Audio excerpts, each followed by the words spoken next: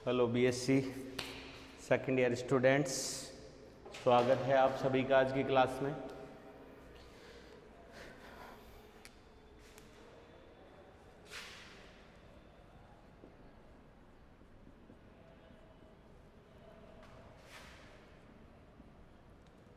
Paper जो हम यहाँ पे पढ़ रहे हैं physiology and biochemistry, paper second.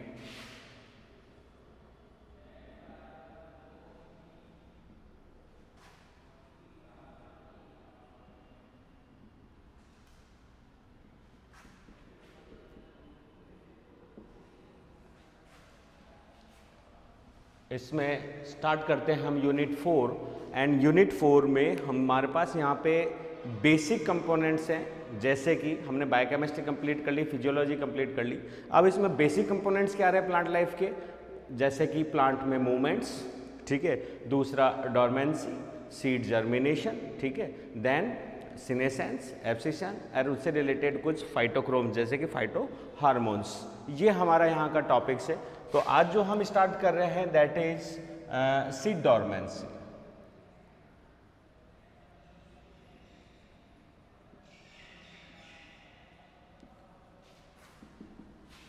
Dormancy की हम बात करें तो that is dormant state. Dormant state का मतलब कोई चीज जैसे जहां थी वैसे के वैसे कुछ समय के लिए रुक जाना, दैट इज डोरमेंट, ठीक है। लेकिन इसमें ऐसा नहीं है, क्योंकि मृत चीजें जो हैं वो रुक सकती हैं, जीवित चीजें नहीं रुक सकती। लेकिन यहाँ पे हम यही कह सकते हैं कि जीवित अवस्था में ही कुछ समय के लिए अपनी क्रियाविधि ग्रोथ मेटाबॉलिज्म को रोक देना और उस समय को क्या कर देना, सस्पेंड कर देना, ही डोरमेंसी कहला रही है। इसलिए इसको सुषुप्त अवस्था,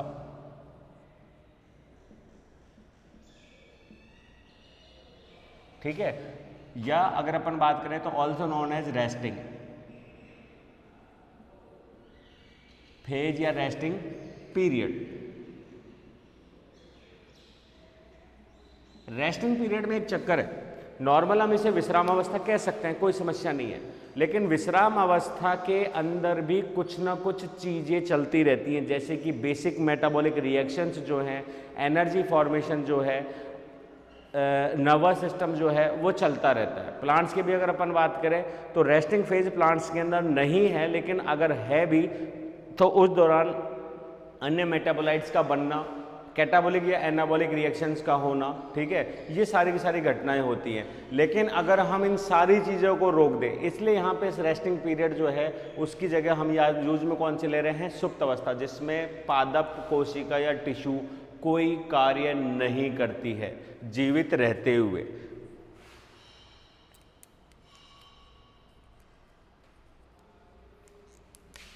थोड़ा सा लोअर गिप्टोगैम्स की तरफ चलते हैं।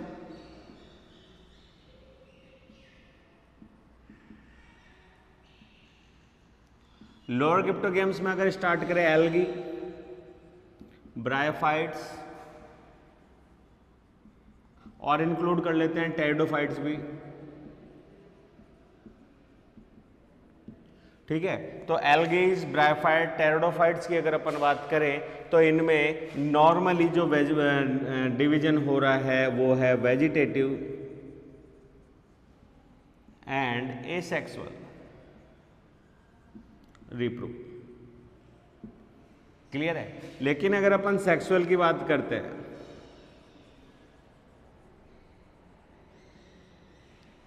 सेक्सुअल रिप्रोडक्शन की बात करते हैं तो बाईसेक्सुअल रिप्रोडक्शन आफ्टर फर्टिलाइजेशन,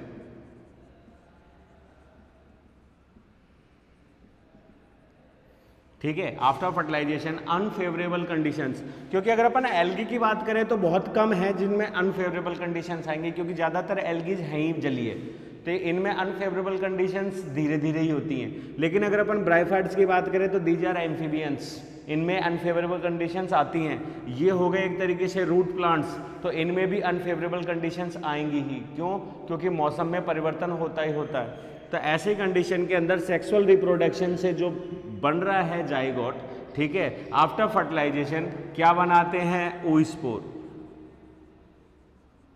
और इनमें ये जो oospore है वो किस में चले जाता है, रेस्टिंग पीरियड, तो एक्चुअली में ये जो रेस्टिंग पीरियड है ये क्या है, ये उसकी सस्पेंडेड एनिमेशन ही तो है। निलंबन, प्रसुप्ति या जर्मिनेशन या विभाजन का निलंबन ही तो है, suspended. That is also suspended animation. ठीक है, सस्पेंडेड एनिमेशन। सस्पेंडेड के लिए हम बोल सकते हैं ये एनिमेशन का मतलब हो गया संजीवन, और ये हो गया क्या बोलते हैं, निलंबन। निलंबन संजीवन, बात खत्म। तो इसका मतलब यहां पे कोई विशिष्ट कोशिका नहीं है, केवल oospore है जो कि जाइगोट का ही भाग है या जाइगोट ही है, और जिसके चारों तरफ 2 या 3 मोटी लेयर्स बन चुकी है जो कि इनको परसिस्टेंट बनाती हैं और विषम परिस्थितियों को झेलने के लिए, टॉलरेट करने के लिए क्या बना देती हैं, एक तरीके से रक्षी परत के रूप में इसके ऊपर स्टोर हो जाती है। और जो ही फेवरेबल कंडीशंस आती हैं और ये क्या कर लेती हैं, वापस विभाजन करके जर्मिनेट या विभाजन करके नई कोशिकाओं का बनना, विभाजन और विभेदन दोनों चीजें करती हैं। ठीक है, यही चीज अगर अपन चलें तो टेरिडोफाइट्स, क्योंकि हम दोनों 30 में लेंगे क्योंकि टेरिडोफाइट थोड़ा और एडवांस हो चुके हैं, तो टेरिडोफाइट के बाद में करें जिम्नोस्पर्म्स और जिम्नोस्पर्म के बाद में करें एंजियोस्पर्म। तो हालांकि टेरिडोफाइट के ऊपर भी है, टेरिडोफाइट्स के उच्च वर्गीय प्लस उसके बाद में कौन से हो गए, जिम्नोस्पर्म्स। तो ये सारों के अंदर भी सेम ही चीज है, लेकिन वहां पे इस तरीके की रेस्टिंग फेज नहीं देखने को मिल रही है। क्लियर है, उन्होंने एक विशिष्ट संरचना बना ली है सीड, लेकिन वो सीड जो है वो क्या है, अभी नेक्ड है। इसका मतलब वो भी विषम परिस्थितियों को झेलने में सक्षम नहीं है। अब अगर अपन एंजियोस्पर्म्स की बात करें तो यही oospore जो है वो डेवलप हुआ है सीड कोट में। जो ऊपर की लेयर थी वो एक विशिष्ट प्रकार की संरचना के रूप में डेवलप हो गई है, दैट इज सीड कोट, और उसके अंदर डेवलप होता है एम्ब्रियो। तो यहां जो oospore की कोशिका है वो भी एम्ब्रियो ही है, यहां जो कोशिका है वो भी एम्ब्रियो ही है, लेकिन दोनों में फर्क है। यहां अभी तक कोई विभाजन या विभेदन नहीं हुआ, लेकिन यहां पे एम्ब्रियो हो गया, और एम्ब्रियो को हम कह सकते हैं एक तरीके से विभेदित कोशिका। इसमें लेयर्स फिक्स हो चुकी हैं, कौन सी लेयर क्या कार्य करेगी या कौन सा टिश्यू क्या कार्य करेगा। ठीक है, यहां पे तो केवल अभी तक विभाजन हुआ ही नहीं, यहां पे हो रहा है। तो अगर हम इस सीड कोट में इस एम्ब्रियो को डेवलप कर दें या पैक कर दें, दैट इज सीड। जो ही हमने इसको पैक किया, ये क्या कहला रही है, सीड कहला रही है। ठीक है, ये क्या कहला रहा है, सीड कहला रहा है। ठीक है, अब इसी को और एडवांस करें तो एंजियोस्पर्म्स में सुनो, कोने का नीचे वाला खटका दबा दो, पंखा कोने का नीचे वाला।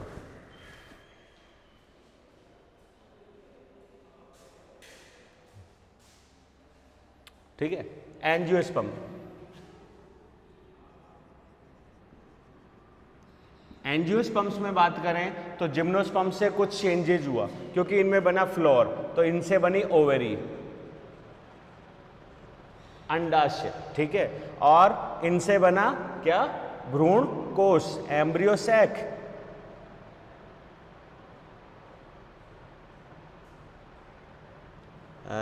क्या था,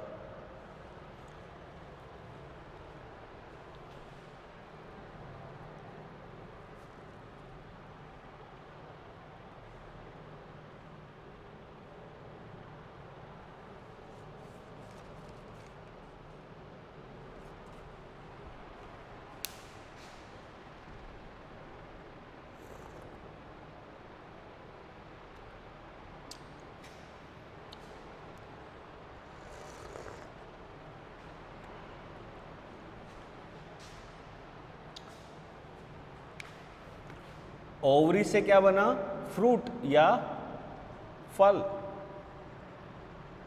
ओवरी वॉल से क्या बना, फल, भित्ति, पेरिकार्प। ठीक है, उसी तरह अगर अपन अंदर चले कार्पल्स के अंदर, ओव्यूल, बीजांड। तो बीजांड से क्या बन रहा है, सीड या एम्ब्रियो। एम्ब्रियो और इस एम्ब्रियो से क्या बन रहा है, सीड। और ओव्यूल की अगर इंटेग्यूमेंट्स की बात करें, अध्यावरण, तो अध्यावरण से क्या डेवलप हो रहा है, सीड कोट। तो यही तो डेवलपमेंट है सारा का सारा, ठीक है। तो अब हम आते हैं, एक सिंपल सी डेफिनेशन ये दे सकते हैं कि अर्थात सजीव भ्रूण या संजीवन वाइबल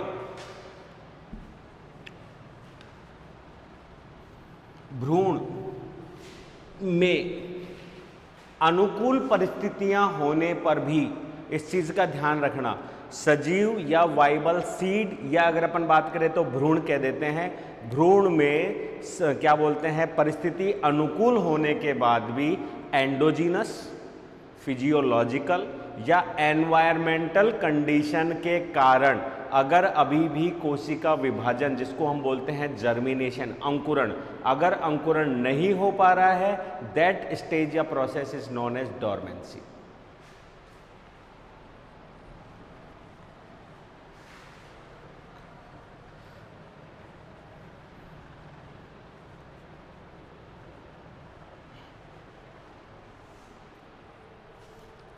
क्या लिखे हम डॉर्मेंसी की डेफिनेशन में, कि एक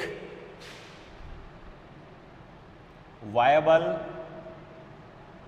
सीड, या हम इसको एम्ब्रियो, एक वायबल सीड में अनुकूल परिस्थिति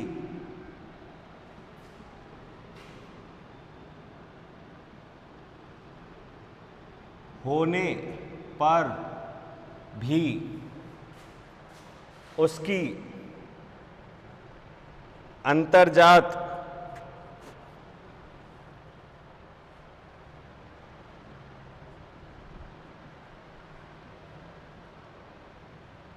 एंडोजीनस, उसकी अंतर्जात एंडोजीनस कार्य की फिजियोलॉजी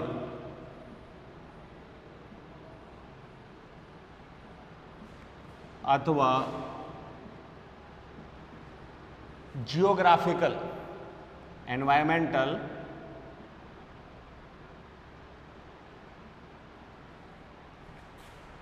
कंडीशंस, एनवायरमेंटल कंडीशंस जैसे कि भौगोलिक परिस्थिति,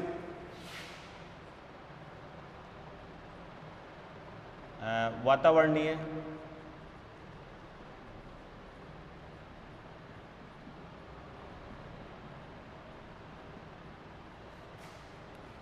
के कारण अंकुरण में कमी या निलंबन,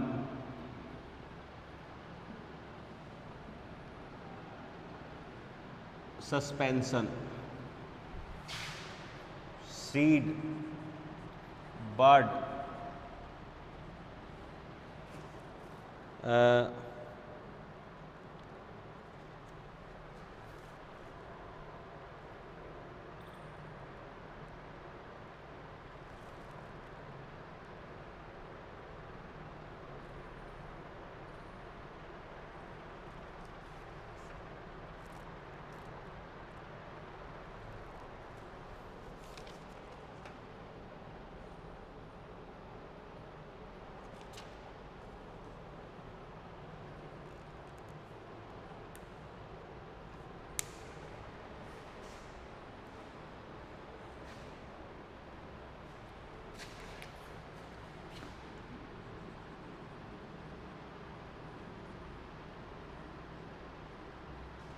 कहलाती।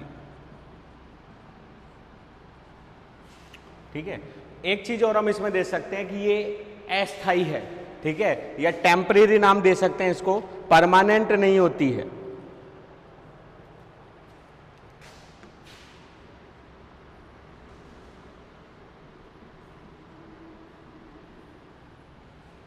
अस्थाई तौर पर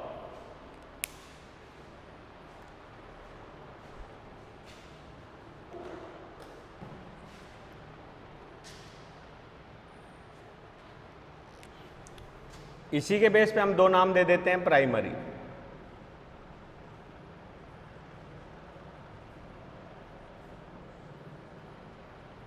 प्राइमरी डोरमेंसी, प्राथमिक की अगर अपन बात करें, ये दो है ले लो, ठीक है। प्राथमिक की अगर अपन बात कर रहे हैं तो ये जो जस्ट मैंने आपको ऊपर समझाया है, ठीक है, ये सारे का सारा डोरमेंसी किसकी वजह से है, वो इस डोरमेंसी को हम क्या बोलेंगे, प्राइमरी। इसमें एक बेसिक कंसेप्ट समझना, जिसी को हम अगले टॉपिक में कंप्लीट करने वाले हैं। लगभग कई कारण हो सकते हैं, जैसे कि फर्स्ट सीड कोट का डेवलपमेंट या हार्डनेस, ठीक है। सीड कोट के अलावा फ्रूट की क्या बोलते हैं डेवलपमेंट या उसकी हार्डनेस, ठीक है। तीसरा हम यहाँ दूसरा पॉइंट हम यहाँ पे ले सकते हैं स्टेज ऑफ एम्ब्रियो, या जैसे अगर अपन बात करें तो प्री मैच्योर एम्ब्रियो स्टेजेस ले सकते हैं, क्योंकि अभी एक तरीके से मैच्योर हो सकता है कि सीड परिपक्व हो गया, सीड डिस्पर्स हो गया, सीड जो है क्या बोलते हैं स्टोरेज में आ गया, लेकिन अभी एम्ब्रियो का डेवलपमेंट चल रहा है, एम्ब्रियो अभी डेवलप हुआ नहीं है, ठीक है। तो ये सारी कंडीशंस। फिर उसके अलावा सीड जर्मिनेशन में और कई, अगर अपन फिजिकल बैरियर्स की बात कर रहे हैं, कहाँ गया फिजिकल की, तो कार्यकी में अगर अपन ले रहे हैं तो फिजियोलॉजिकल में आ जाते हैं एक्सचेंज ऑफ गैसेज, ठीक है, वाटर्स, मैनी मोर चीज़ें। उसके अलावा हार्मोन्स। अगर फिजियोलॉजिकल की हम बात कर रहे हैं तो उसके अंदर हमारे आ जाते हैं जैसे कि डिफरेंट टाइप ऑफ टेम्परेचर्स, ठीक है। उसके अलावा आ जाते हैं विभिन्न वेरिएबल रेडिएशन वाली लाइट्स, इंटेंसिटी वाली लाइट्स, ये सारी चीज़ें आ जाती हैं। एनवायरमेंटल कंडीशंस के अंदर आ जाता है सॉइल टाइप, ठीक है, उसका रख रखाव या स्टोरेज किस टाइप में किया गया, ये सारी चीज़ें। तो उसकी वजह से सीड के अंदर जो डोरमेंसी आती है दैट इज प्राइमरी। और सामान्यतः हर प्रकार का सीड प्राइमरी डोरमेंसी दर्शाता है, ठीक है। डोरमेंसी को अगर अपन एक क्या बोलते हैं महत्व के रूप में देखें तो इसका क्या महत्व है, सबसे बड़ा महत्व कि सीड बन गए, जैसा कि पादप में मौसम था, उसकी एक बायोलॉजिकल क्लॉक थी, उसने सीड कोड कर दिए, ठीक है। लेकिन आगे आने वाली परिस्थितियां कैसी हैं, क्या उस सीड के लिए फेवरेबल हैं या नहीं है, तो ये सबसे ज़्यादा टॉलरेट कौन करते हैं, सीड। वहीं आप बड की देख लीजिए, प्रत्येक नोड के ऊपर बड डेवलप होती ही होती है, ठीक है। तो ऐसे में वो बड तभी डेवलप होगी एक पर्टिकुलर सीजन में जब वहाँ पे क्या हो, एक तरीके से कंडीशन फेवरेबल हो। आमतौर पे आप देख सकते हैं कि ज़्यादातर सीड्स एंड बर्ड्स या एपिकल जो ग्रोथ है प्लांट्स की, वो आपको वर्षा ऋतु के अंदर या उसके बाद के मौसम में ही देखने को मिलती है। बहुत ज़्यादा अधिक ठंड होने पर या बहुत ज़्यादा तेज़ गर्मी होने पर इन सभी चीज़ों में सस्पेंशन चले जाता है। क्यों?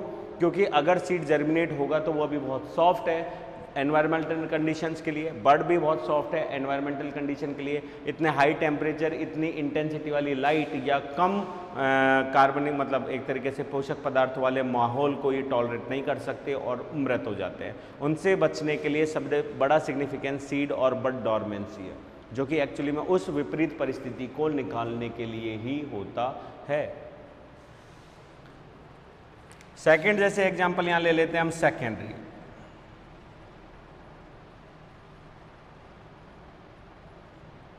सेकेंडरी डोरमेंसी, ठीक है। सेकेंडरी डोरमेंसी किसे कहेंगे? सेकेंडरी डोरमेंसी ऐसे कहेंगे कि फिजिकल बैरियर्स भी दूर हो गए, सीड कोट हल्का था, डिग्रेड हो गया, वाटर एब्जॉर्प्शन को हो रहा है, ठीक है। एनवायरमेंटल कंडीशन की हम बात करें तो एनवायरमेंटल कंडीशंस भी फेवरेबल आ गई, अंकुरण का मौसम आ चुका है, सारा जो भी टेम्परेचर लाइट जो भी उनको चाहिए थी। एंडोजीनस का मतलब है भ्रूण की उपस्थिति, भ्रूण की परिपक्वता, भ्रूण भी अंदर क्या है, परिपक्व है। लेकिन फिर भी किसी कारण से अगर सीड जर्मिनेट नहीं हो पा रहा है तो that is secondary type of dormancy. इसमें पर्टिकुलर देखा जाए तो कुछ फिजिकल और कुछ फिजियोलॉजिकल बैरियर्स ही इसमें इंक्लूड होते हैं, जिसकी वजह से सेकेंडरी जो है वो यहाँ पे देखने को मिलती है। तो इसमें हम एग्जांपल डाल सकते हैं जैसे कि टेक्सस एंड दे सकते हैं फ्रैक्सिनस,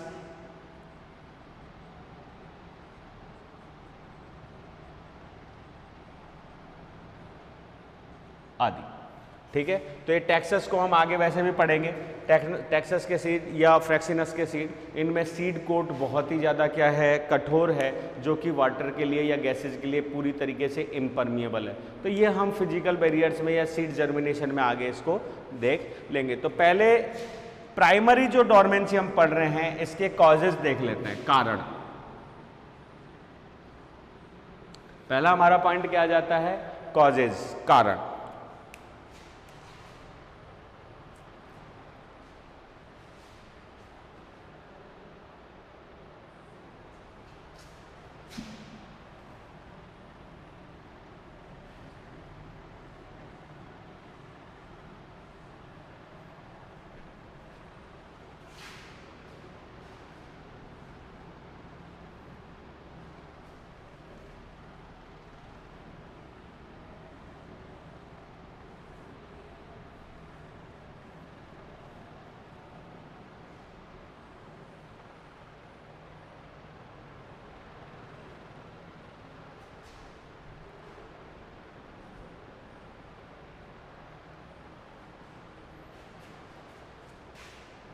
तो हमारा पॉइंट क्या है, कॉजेज ऑफ सीड डोरमेंसी। हम इसको एक नाम और दे देते हैं, कॉजेज ऑफ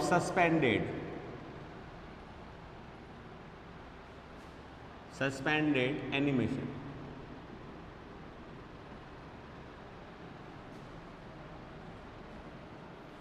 हिंदी में लिखे तो निलंबन, संजीवन। कॉजेज ऑफ सीड डोरमेंसी का मतलब हो गया बीज सुप्त अवस्था के कारण।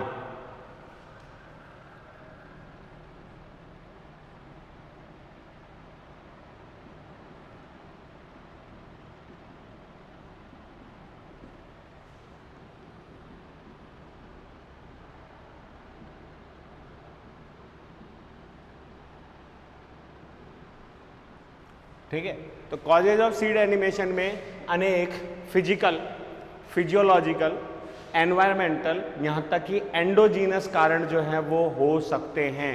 ठीक है, तो उन्हीं को हम यहाँ पे डिस्कस कर लेते हैं। तो नंबर 1 पे हमारे पास यहाँ पे आता है फर्स्ट, जिसको हम यहाँ पे कॉज कर सकते हैं, वो हो गया सीड कोट के कारण।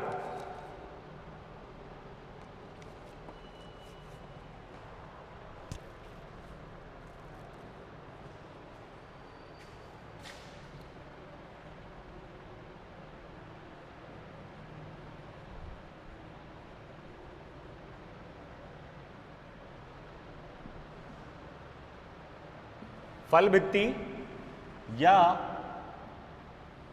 बीज आवरण के कारण। तो अब बीज आवरण के कारण अगर अपन लिखें तो हम इसमें 3 टाइप्स ऐड कर सकते हैं। एक टाइप तो हो जाता है कि ये इतना ज़्यादा हार्ड है कि ये क्या नहीं कर पा रहा, वाटर को एब्जॉर्ब नहीं कर पा रहा। तो उसके लिए पहले एक बार समझिए, सीड पूरे ही हार्ड होते हैं और वाटर के लिए इम्परमिएबल होते हैं, आसानी से आर्द्रता को ग्रहण नहीं करते, इसी के लिए वो बने हुए हैं। लेकिन सीड जर्मिनेशन के दौरान इनके अंदर प्रत्येक स्पीसीज में या जाति में अलग अलग मतलब अप्रोचेज हैं जिनसे सीड जो है वाटर एब्जॉर्ब करता है। जैसे कि कुछ माइक्रोपाइल एंड जो क्या बोलते हैं हीलियम है उसके बीच में क्लेफ्ट से करता है, किसी में हीलियम से क्या बोलते हैं अवशोषित करता है, किसी में फ्यूनिकल जो उसका व्रंत जुड़ा हुआ है उससे एब्जॉर्ब करता है। तो इस तरीके से अलग अलग सीड्स में अलग अलग सिस्टम है। कुछ के अंदर सीड्स जो हैं वो फिजिकल बैरियर्स या फिजिकल कारणों से रैप्चर होते हैं, टूटते हैं, अपघटित होते हैं, फिर वो जो है जर्मिनेट के लिए क्या होते हैं, पॉसिबल होते हैं। तो जैसे हमारा पहला पॉइंट जो यहाँ पे लिखा हुआ है वो है जल के प्रति इम्परमिएबल फॉर वाटर, जल के प्रति अपारगम्यता।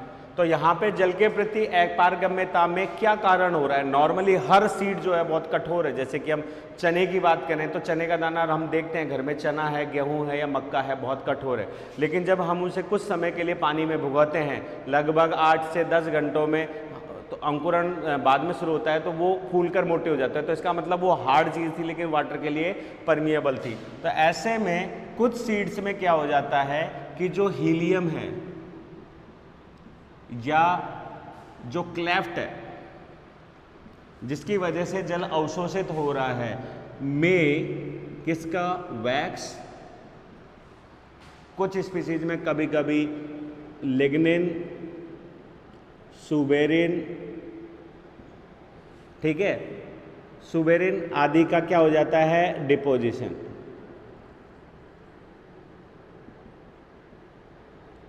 और इस डिपोजिशन की वजह से, क्योंकि ये तीनों की तीनों चीजें क्या है, हाइड्रोफोबिक, ये जल में घुलनशील नहीं है, तो इसकी वजह से जो मात्र एक प्रोसेस, ये एक जगह थी जहाँ से पानी अंदर जा सकता है, वो क्या हो जाती है, ब्लॉक हो जाती है। और इस कैलोज ब्लॉक के समान, कैलोज ब्लॉकेज की वजह से सीड जो है वो चाह कर भी क्या नहीं कर सकता, अवशोषित करके जर्मिनेट नहीं हो सकता। तो these type of causes are known as secondary dormancy. Clear है, ये कैसी हो गई, सेकेंडरी डॉर्मेंसी के टाइप हो गए। तो अब हमारे पास क्या इलाज है, हमारे पास जब जर्मिनेशन होगा तो इसका इलाज ये होगा कि या तो किसी कारण से एंजाइमेटिक या फिजिकली या अकॉर्डिंग टू टाइम क्या होगा, बाहर से इन चीज़ों का अपघटन करेंगे तब ही सीड जर्मिनेट हो पाएगा। ठीक है, ये हमारे पास में कुछ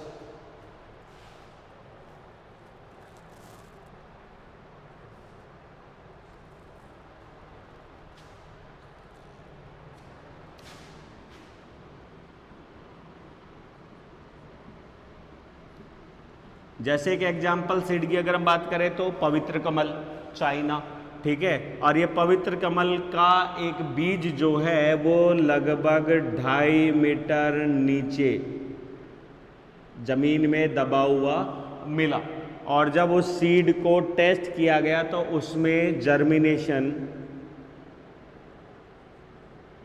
क्या था, पॉजिटिव, वो जर्मिनेट होने के लायक था। जब उसकी कार्बन डेटिंग निकाली गई तो उसकी उम्र लगभग आई 1288 वर्ष।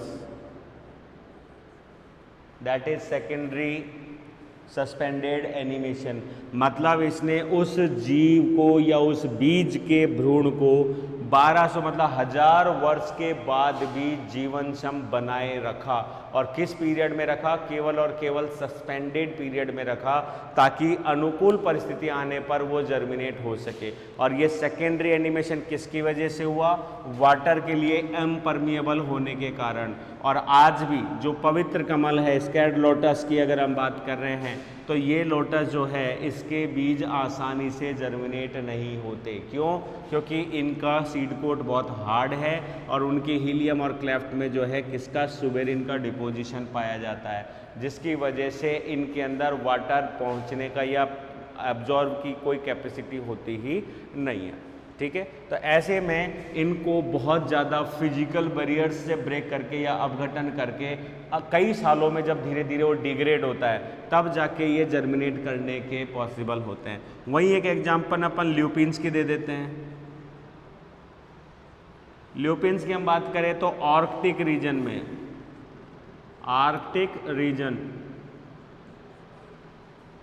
टुंड्रा प्रदेश, बर्फ के आर्कटिक, ठीक है, तो पोलर रीजन्स के अंदर जहाँ बर्फ बहुत ज़्यादा है और टेम्परेचर लगभग -40 डिग्री के आसपास पहुँचता है, कभी कभी और उससे ज़्यादा, तो इनके कुछ सीड्स जो हैं वो आइडेंटिफाई किए गए। ठीक है, और जब उन सीड्स को देखा तो वो जनन से क्या बोलते हैं, ग्रोइंग, सीड ग्रोइंग जो थी उनकी पॉजिटिव थी, मतलब वो जीवनक्षम थे, वाइबल थे, और उनकी कार्बन डेटिंग निकाली गई तो वो लगभग नई टेक्निक से 10,000 से ज़्यादा वर्ष पुराने निकले गए। ठीक है, तो यही सीड की सबसे बड़ा सिग्निफिकेंस भी है, और यही बेस्ट एग्जांपल है सेकेंडरी डोमिनेंसी का, जो कि कहलाती है मतलब एक तरीके से सस्पेंडेड एनिमेशन। वहीं लगभग 1879 में बील, साइंटिस्ट थे विलियम्स बेल, उन्होंने क्या किया, कुछ खरपतवारों के सीड्स को गाड़ा, मिट्टी में दबा दिया, लेकिन उनकी कंडीशंस को फेवरेबल नहीं होने दिया। प्रत्येक 5 से 10 वर्ष में उन सीडों में से जर्मिनेशन को चेक किया गया तो उन सीडों में जर्मिनेशन पॉजिटिव मिला, और कुछ सीड उसमें 101 वर्ष बाद भी जर्मिनेट होने में पॉजिटिव थे।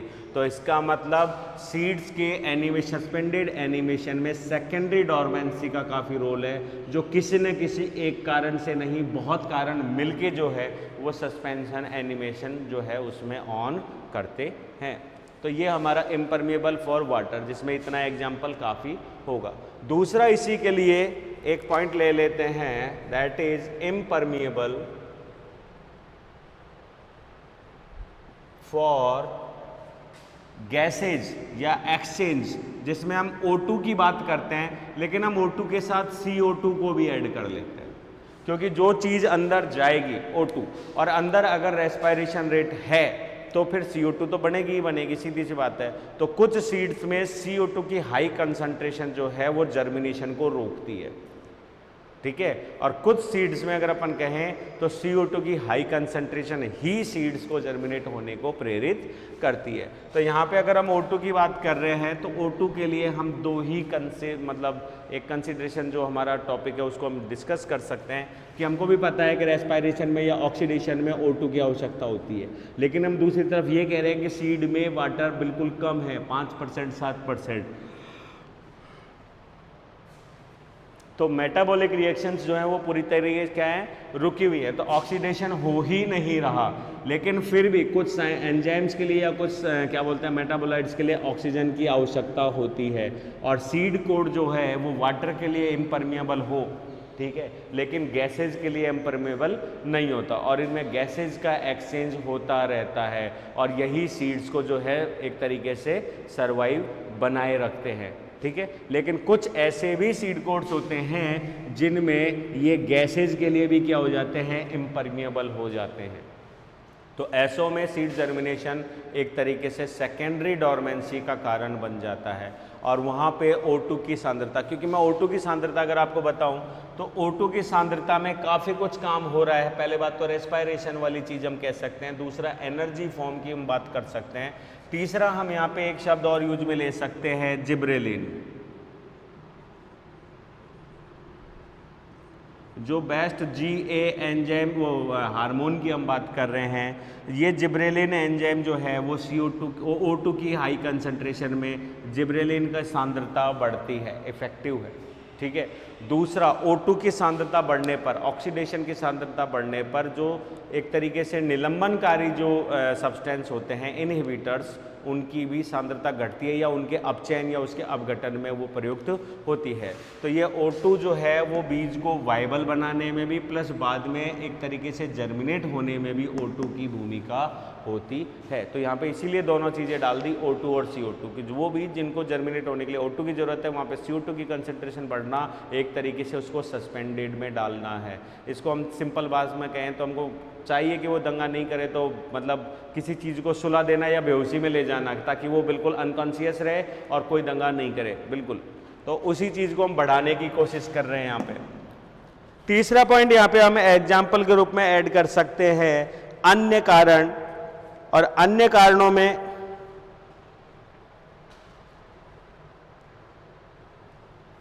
एक एग्जाम्पल इसमें O2 में ले लेते हैं जैंथियम का। ये बहुत काम आएगा, ये एग्जाम्पल को हम याद भी रख लेते हैं। जैंथियम स्पीसीज की अगर हम बात करें तो यहाँ पे स्पीसीज है पेनिसिल्वेनियम, या स्पीसीज कर देते हैं पेनिसिल्वेनियम। यहाँ पे जैंथियम स्पीसीज, जैंथियम स्पीसीज के एक ओवेरी, या जिसकी हम बात कर रहे हैं सीड, मतलब हाँ फ्रूट की बात करें, उसमें 2 सीड्स होते हैं, एक नीचे की तरफ एक ऊपर की तरफ।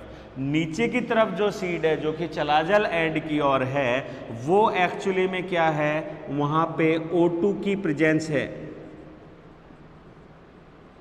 वहाँ पे O2 की प्रेजेंस है, परंतु जो ऊपरी सीड है वहाँ पे O2 की प्रेजेंस नहीं है। इसका मतलब ऊपर की तरफ माइक्रोपाइल वाला जो हिस्सा है वहाँ पे सीड कोड कैसा है, एक तरीके से टफ है, इम्परमेबल है, जिसकी वजह से ऊपर वाले एम्ब्रियो या सीड जो है उसको क्या नहीं मिल रही, ऑक्सीजन सप्लाईज नहीं होती, जबकि नीचे वाले को होती है।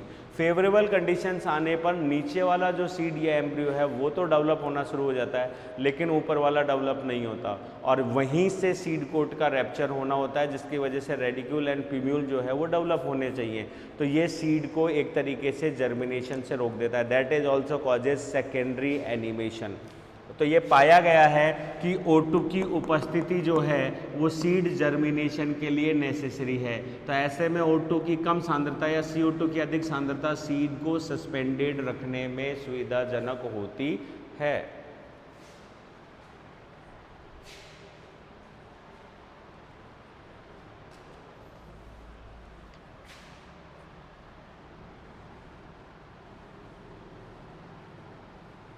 नेक्स्ट यहाँ पे हम कुछ अदर एग्जाम्पल्स ले लें जिसकी वजह से भी सेकेंडरी जो है वो यहाँ पे कॉज हो रही है। तो अदर्स में हम ले सकते हैं mechanical resistance,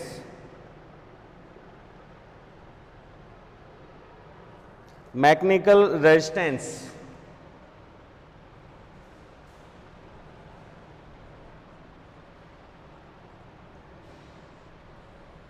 mechanical resistance, mechanical का मतलब हो गया यांत्रिक, रेजिस्टेंस का मतलब हो गया प्रतिरोध। कभी कभी सीड जो है उसके ऊपर अतिरिक्त प्रतिरोध भी डेवलप हो जाते हैं। जैसे अगर अपन रेनन-कुलेसी सीड्स की अगर बात करें तो माइक्रोपाइल जो छिद्र है जहाँ पे हीलियम है वहाँ पे कुछ अन्य कोशिकाएं सुबेरिन युक्त होकर क्या हो जाती हैं, जुड़ जाती हैं। वो वाटर एब्जॉर्प्शन को क्या कर देती हैं, बैरियर्स के रूप में या रेजिस्टेंस के रूप में क्या होती हैं, प्रयुक्त होती हैं। उसके अलावा हम एग्जाम्पल ले सकते हैं जैसे कि कैप्सेला। इसके अंदर क्या हो रहा है, जो बीज ओल है वो अत्यंत कठोर और सख्त है। वहीं जैसे अपन कुछ एग्जाम्पल्स की बात करें नट्स, तो उनके अंदर क्या हो रहा है, नट्स में जो बाह्य चोल है वो हद से ज़्यादा क्या हो रहा है, कठोर, और उसमें आसानी से जो है वो वाटर एब्जॉर्प्शन या उसकी ब्रेकिंग नहीं हो पाती। वहीं एक बैरियर और ले ले अपन जैसे सिंपल वे में, तो इसको हम बाद में भी पढ़ लेंगे, जैसे कि गेहूं है, ओट है, बार्ले है। इनमें सीड्स एक तरीके से प्रियो एम्ब्रियो होते हैं, स्टोरेज के दौरान ये एम्ब्रियोनेटिक होते हैं, वो सॉरी मतलब मैच्योर होते हैं। लेकिन अगर अपन कहें तो इनके ऊपर जो लिग्यूल होता है, लिग्यूल को हटाकर ही सीड्स को जर्मिनेट के लिए प्रेरित किया जा सकता है। लिग्यूल युक्त सीड जो है वो जर्मिनेट नहीं होने पाते। तो वो भी हम यहाँ पे एग्जाम्पल किस में डाल सकते हैं, फिजिकल रेजिस्टेंस के अंदर इसको ऐड कर सकते हैं, जिसकी वजह से भी सेकेंडरी डोरमेंसी जो है वो कॉज हो जाती है।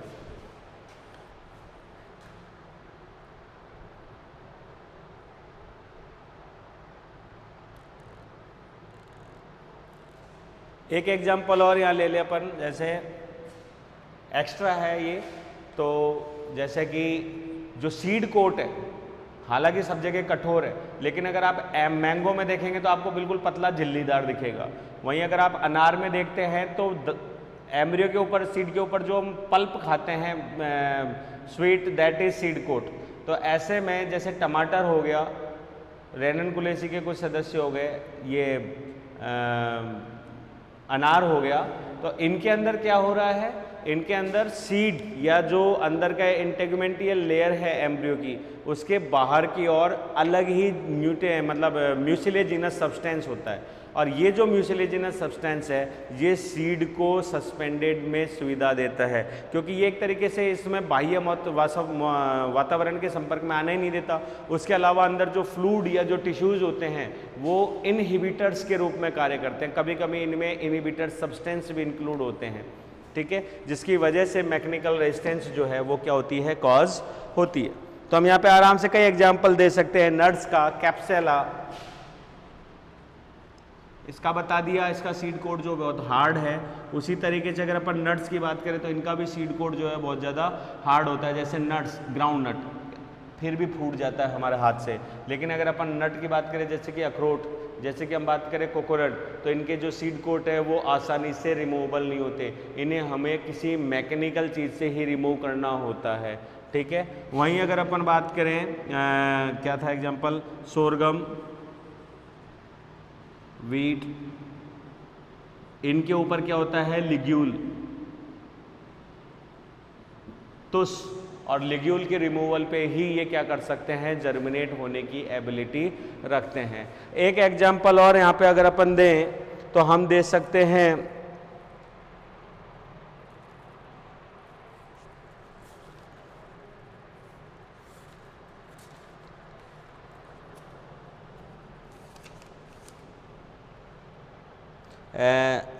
सिरसीडियम की दे सकते हैं, इसका भी सीड कोट जो है हार्ड होता है, ठीक है। और ये तो एक तरीके से प्रोसेस फिजिकली ही होती है। ये बरसात हाई रेनफॉल में, छोटे मोटे रेनफॉल के अंदर तो ये डेवलप अंकुरित होता ही नहीं है। हाई रेनफॉल में जब वाटर के साथ में सीड पार्टिकल्स बहते हैं छोटे नदी नालों में, तो उनके साथ में ये सीड्स भी क्या होते हैं, लुढ़क कर उसके जो सैंड पार्टिकल्स हैं उनसे टकरा कर इनके क्या होते हैं, एक तरीके से स्क्रिफिकेशन मतलब खुरचना या टूटना, जिसकी वजह से जो सीड कोट हल्का होता है या भंगुर होता है, तब इनके अंदर जर्मिनेशन जो है वो पॉसिबल हो पाता है। तो ड्यू टू सीड कोट की अगर अपन बात करें तो हमने 3 पॉइंट्स यहाँ पे ऐड कर लिए हैं विद एग्जाम्पल्स, ठीक है। सेकंड हम चलते हैं भ्रूण की ओर, कि भ्रूण के कारण जो है सस्पेंडेड एनिमेशन होता है।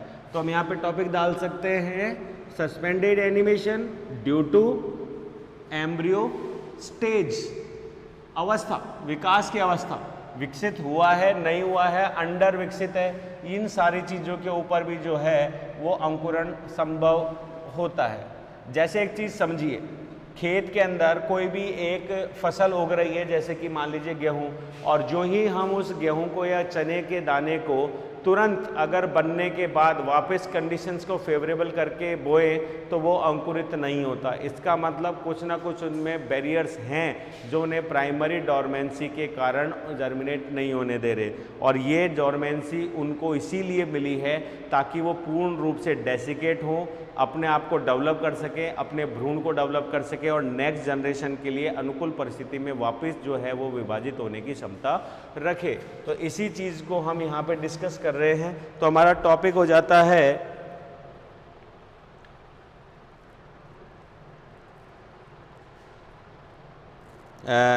ड्यू टू स्टेट या स्टेज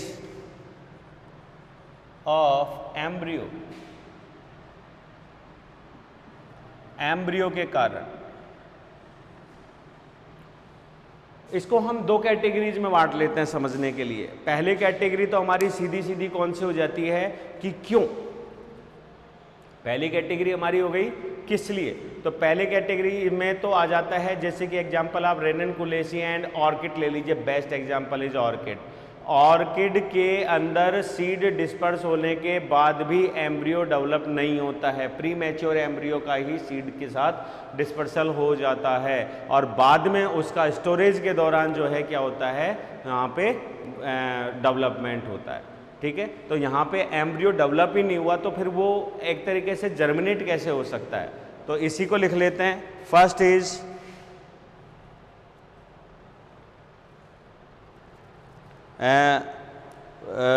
क्या लिखे हैं,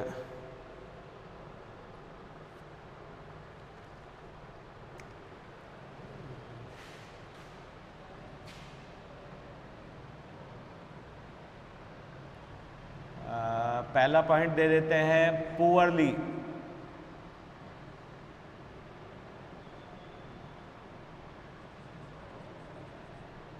डेवलप्ड एम्ब्रियो।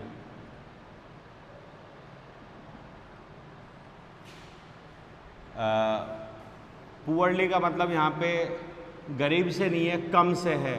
जब एम्ब्रियो का विकास ही बहुत कम हुआ हो, पूर्ण विकास न हुआ हो, यहाँ पे अपूर्ण कर देते हैं, अपूर्ण, ठीक है। पुअरली का मतलब है यहाँ पे अपूर्ण।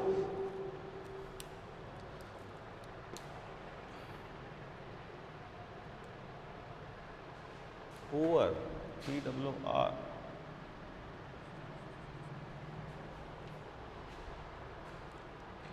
इसमें हम एग्जाम्पल दे सकते हैं आर्किडिएसी,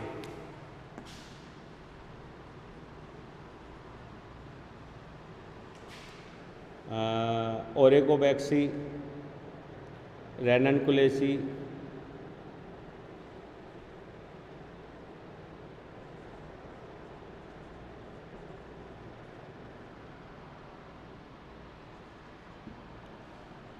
स्पीसीज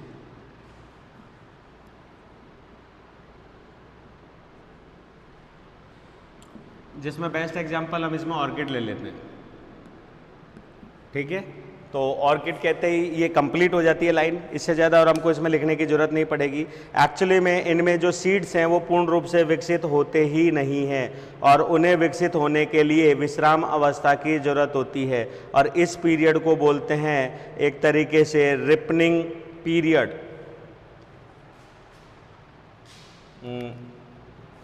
उत्तर पक्वन काल।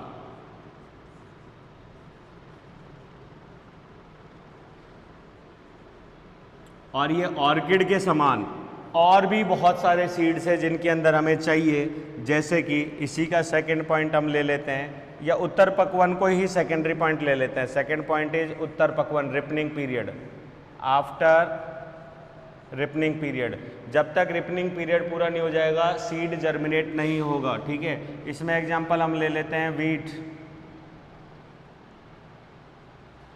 ठीक है, ओट, बार्ले, उसके अलावा और भी मैनी मोर प्लांट्स जो हम इसके अंदर आसानी से यूज में ले सकते हैं। इनको लगभग 5 से 10 डिग्री टेम्परेचर पर स्टोर किया जाता है काफ़ी लंबे टाइम तक, तब जाके ये क्या होते हैं, मैच्योर होते हैं। इसी वजह से हम स्टोर करने के बाद नेक्स्ट ईयर जो है वो इन्हें आसानी से क्या कर सकते हैं, जर्मिनेट कर सकते हैं इनके फेवरेबल पीरियड के अंदर,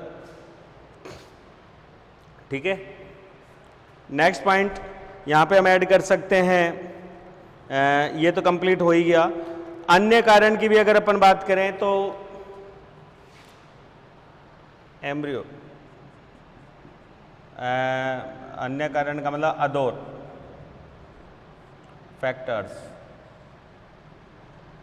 अदर फैक्टर्स में क्या ऐड हो जाता है, अदर फैक्टर्स में ऐड हो जाता है कि जैसे मैंने आपको बताया वही गेहूं, बार्ले एंड सोरगम, इनके ऊपर लिग्यूल्स होते हैं। जब तक हम सीड को लिग्यूल नहीं हटाते या सीड्यूल के ऊपर की एक्स्ट्रा कवरिंग को नहीं हटाते तब तक सीड जो हैं वो जर्मिनेट के लिए एबल नहीं हो पाते हैं। ये जो लिग्यूल है ये इनके बैरियर्स के रूप में कार्य करता है और इनको क्या नहीं होने देता, जर्मिनेट नहीं होने देता, लिग्यूल्स। यही एग्जाम्पल हम इसके अंदर भी ऐड कर लेते हैं। 2 पॉइंट हो गए। तीसरा पॉइंट हम यहाँ पे ऐड कर सकते हैं विभिन्न प्रकार के या इंटेंसिटी की लाइट को यहाँ पे ऐड कर सकते हैं। Special requirement of light,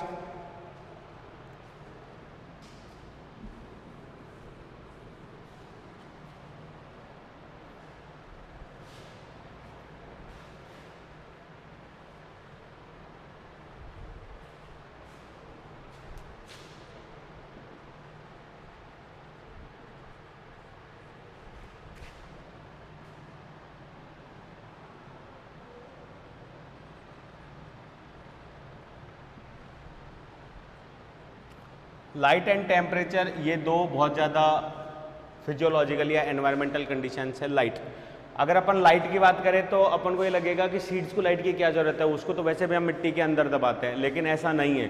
seeds पे लाइट का प्रभाव पड़ता है और जिन सीड्स के ऊपर लाइट का प्रभाव पड़ता है these are known as photoblastic seeds.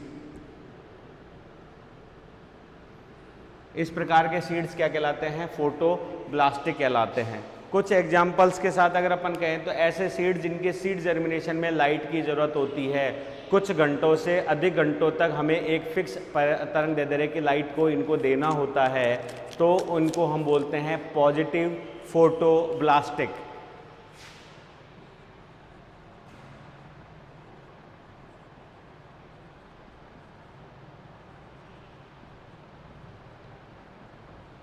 Positive फोटोब्लास्टिक seeds की अगर अपन बात करें तो इसमें हम एग्जाम्पल दे सकते हैं, चीनोपोडियेसी स्पीसीज को दे सकते हैं, बिट्यूला दे सकते हैं, एमेरेंथस दे सकते हैं एंड कैप्सेला।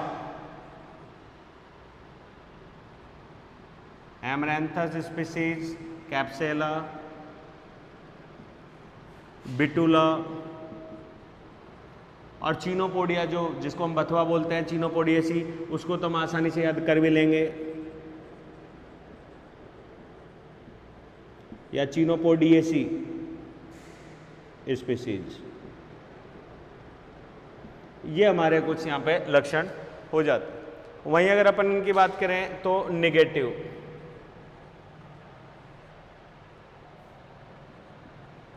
फोटोब्लास्टिक,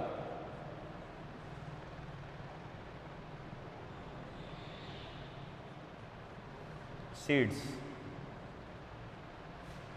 नेगेटिव फोटोप्लास्टिक सीड्स में भी हम काफ़ी एग्जांपल दे सकते हैं।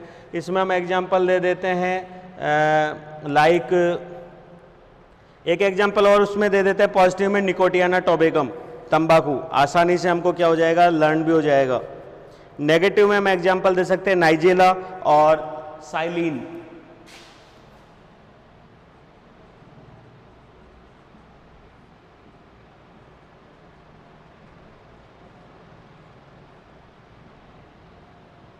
तंबाकू, निकोटियाना, ठीक है।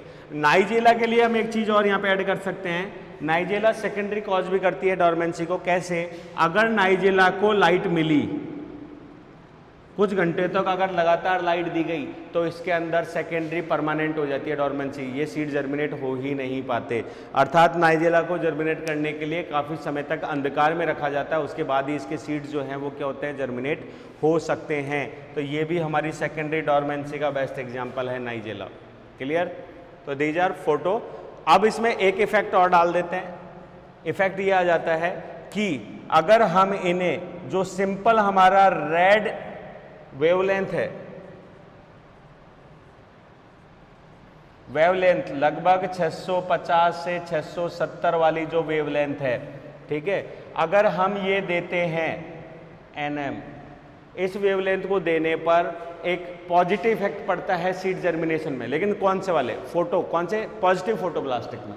पॉजिटिव फोटोब्लास्टिक में अगर हम इस वेवलेंथ को देते हैं तो एक पॉजिटिव इफेक्ट पड़ता है। वहीं अगर हम इसको इंफ्रारेड कर दें, वेवलेंथ लगभग 730 nm या इससे ऊपर की लाइट में अगर कन्वर्ट कर देते हैं तो वही जो इमंसल इफेक्ट था उसकी तरह रेड ड्रॉप इफेक्ट क्या आ रहा है यहाँ पे, इस लाल पतन में क्या हो रहा है गड़बड़ी, जो अंकुरण है वो क्या हो जाता है, संदमित हो जाता है। इसको रिड्यूस किया जा सकता है या स्वतः ही क्या हो जाता है, रिड्यूस हो जाता है। क्लियर? नेक्स्ट, ये स्पेशल लाइट रिक्वायरमेंट। इसी तरीके से हम टेम्परेचर रिक्वायरमेंट, टेम्परेचर रिक्वायरमेंट में अगर हम कहें तो इसी में एक वर्ड आ जाता है वर्निलाइजेशन। वर्निलाइजेशन क्या कह रहा है कि अगर हम सीड्स या जैसे बर्ड्स को क्या करवा दें, द्रुत शीतलन करवा दें तो उनके अंदर फ्लोरिंग जो है वो इनिशिएट हो जाती है। उसी प्रकार से सीड्स में भी अगर अपन वर्निलाइजेशन को प्रोसेस को डाल दें तो इसकी वजह से क्या हो जाएगा, सीड्स में भी अंकुरण क्या बोलते हैं, डेवलप हो जाता है।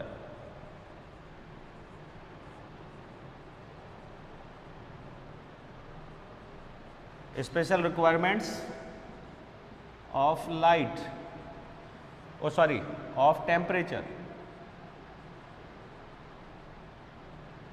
सीड्स की सबसे बड़ी खासियत, ठीक है, ये -20 डिग्री सेंटीग्रेड या -40 डिग्री सेंटीग्रेड से पॉजिटिव 140 डिग्री सेंटीग्रेड को क्या कर लेते हैं, टॉलरेट। जबकि बर्ड या ग्रोइंग सीडलिंग जो है वो इस टेम्परेचर को टॉलरेट नहीं कर सकता। इसका सबसे बड़ी विशेषता यही है कि इन दोनों टेम्परेचर पे इनके अंदर उपस्थित एंजाइम्स और जो रिजर्व फूड मटेरियल्स हैं वो एक तरीके से व्युत्पन्न नहीं होते या एक तरीके से अपघटित नहीं होते हैं। यही कारण इनकी सबसे बड़ी विशेषता है कि सीड जो है वो सस्पेंडेड एनिमेशन में इन टेम्परेचर्स को भी क्या कर सकता है, झेल सकता है। नॉर्मली सीडलिंग के लिए अलग अलग टेम्परेचर्स की जरूरत होती है, लेकिन जैसे मैं कुछ एग्जांपल दूं, सीडम, सीडम में क्या जरूरत पड़ रही है, सबसे गड़बड़ कि इसे ब्रेकिंग के लिए, ब्रेकिंग ऑफ सीड डोरमेंसी,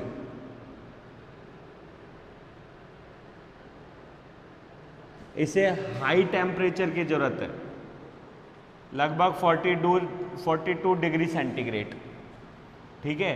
लेकिन डेवलपमेंट के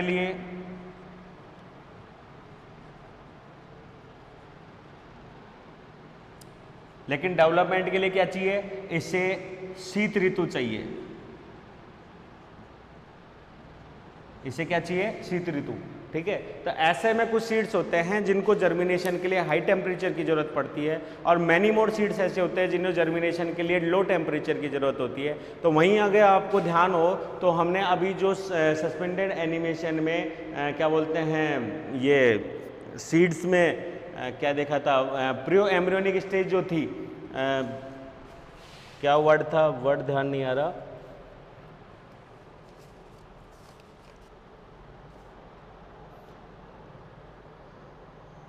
उत्तर पक्वन, जो रिपनिंग सीजन था,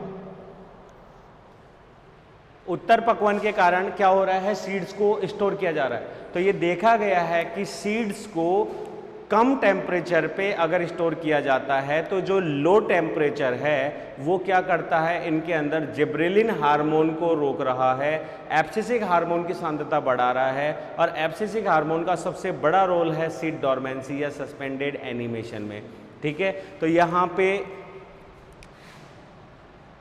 लो टेम्परेचर,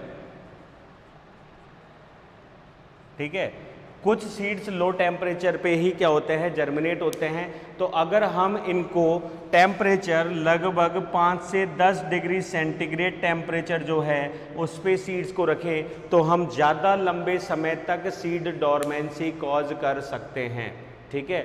और इन टेम्परेचर में अगर हम अप एंड डाउन करें तो मैनी मोर प्लांट जो हैं वो क्या करते हैं, वर्निलाइजेशन, कम टेम्परेचर पे क्या हो जाते हैं, ग्रोइंग हो जाते हैं, और फिर हाई टेम्परेचर पे या गर्म मौसम जो है बसंत के बाद का, उसमें क्या कर लेते हैं, डेवलपमेंट करते रहते हैं। उसी तरीके से सीडम की बात करें तो इसने क्या विशेषता अपना रखी है, ये ग्रोइंग ही कब होती है, बसंत के बाद, सीड फॉर्मेशन कब हो रही है, बसंत के बाद, और बसंत के बाद फॉर्मेशन के बाद इसकी जो सीडलिंग है वो उच्च तापमान की वजह से इसकी जो एम्ब्रियो है वो डेवलप हो गया, सीड जो है मैच्योर हो गया, देन सीड को क्या हो जाता है, जर्मिनेशन के लिए ट्रिगर मिल जाता है, और फिर इसका डेवलपमेंट कब होता है, सर्दी की ऋतु में। तब तक ये क्या करता है, यहाँ पे एपिकल नहीं, मतलब ये डोरमेंसी दिखाता है एक तरीके से, एपिकोटाइल एंड हाइपोकोटाइल डोरमेंसीज जो है उनको यहाँ पे क्या करता है, शो करता है, और देन ये डेवलपमेंट को दिखाता है। तो ये हमारे परफेक्टली 4 कारण हो गए। अब इनको समझने के अकॉर्डिंग ये हमारा हो गया बाय सीड कोट, ये हो गया फॉर एम्ब्रियो। एम्ब्रियो के लिए भी हमने दोनों ले लिया, एक तरीके से क्या था, बार बार भूल जाता है, प्री रिपनिंग पीरियड जो था, उत्परिवर्तन काल। दूसरा हमारा यहाँ पे आ गया स्टोरेज। तीसरा आ रहा है स्पेशल रिक्वायरमेंट ऑफ लाइट, जो कि अभी हम वापस जब सीड जर्मिनेशन पढ़ेंगे उसमें भी क्लियर हो जाएगा। और ये स्पेशल रिक्वायरमेंट जो है टेम्परेचर की, उसका भी प्रभाव पड़ता है सीड डोरमेंसी के ऊपर। तो इस क्लास में इतना ही। देन नेक्स्ट क्लास के अंदर हम यहाँ पे डिस्कस करते हैं फिर ब्रेकिंग ऑफ सीड डोरमेंसी, या हम इसको बोल सकते हैं सीड जर्मिनेशन, ठीक है।